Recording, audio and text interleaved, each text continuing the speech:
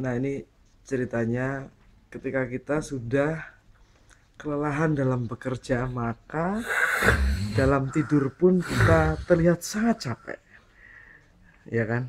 Kita harus tahu ya bahwa bekerja itu ada batasnya. Jadi saya merasa nggak enak gitu dengan teman saya di samping ini.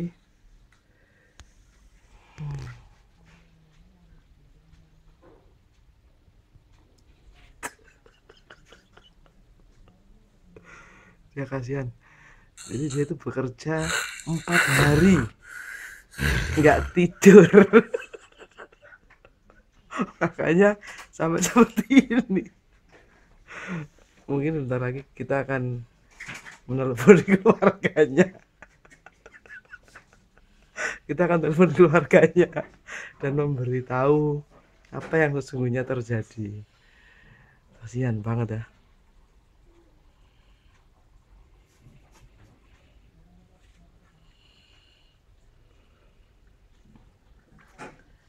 Jadi kalau ada yang kenal dengan sosok ini, tolong telepon keluarganya.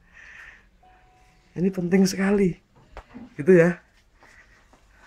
Kasihan, kasihan, kasihan. Aduh, nggak tega ya.